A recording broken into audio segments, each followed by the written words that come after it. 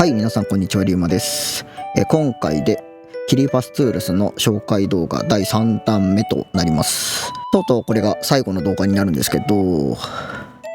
早速ね、説明していきたいと思います。普段だったら、ア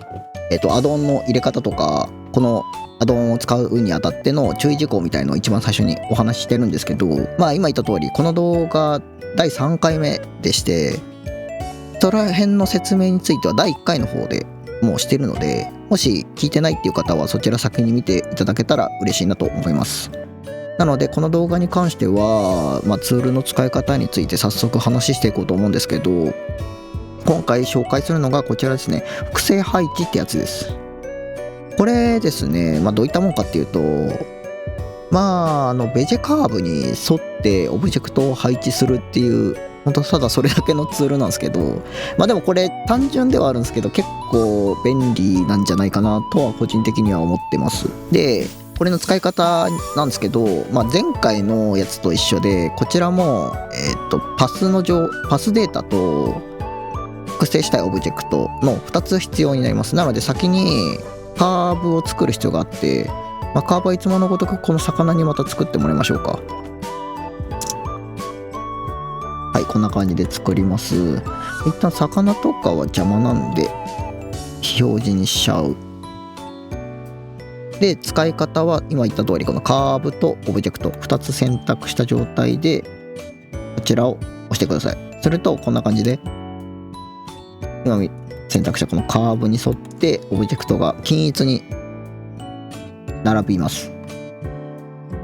で、これの数を修正したいみたいな時ももちろんあるかなと思うんですけど、それどうやるかっていうと、まず一番最初にこれカーブとこの複製したオブジェクトを選択した状態で押すと、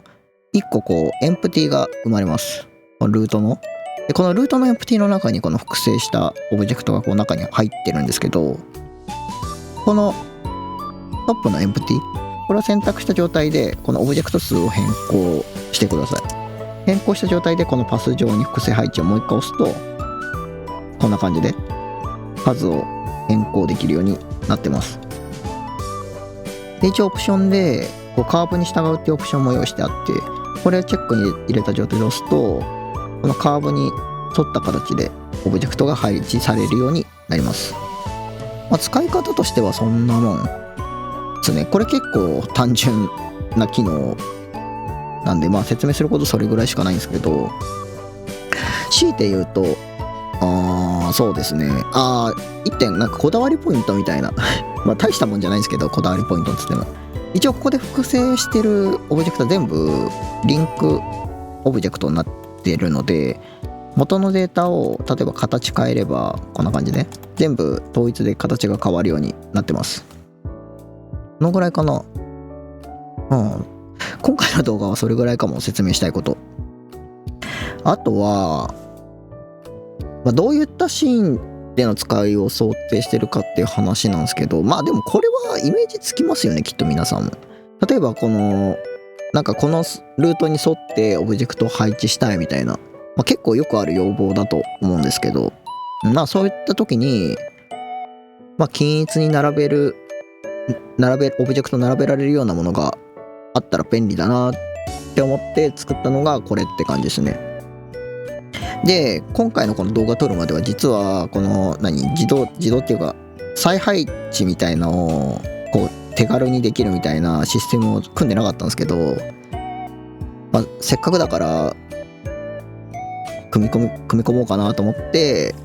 組み込んでみました。結構ねチャット GPT といろいろやり取りしたんですけど、なかなかうまくいかなくて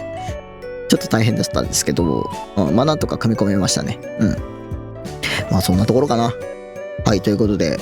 ここまで第3回動画を上げてきましたけども、もしねこの第3回全部動画見てくださってる方もしいたらありがとうございます。以後ね、一応まだねアドオン残ってるんで、その紹介してないやつが、ただそこでさらに使えるもの、皆さんが使えるものってなると結構絞られてくるんで、ちょっとそこら辺の精査はいるんですけど、でもまだあと1、2個は出せるんじゃないかなと思ってるんで、またちょっと動画でき次第にはなっちゃうんですけど、できたらね、またこんな感じで説明動画とデータの方をアップしていこうかなと思ってるんで、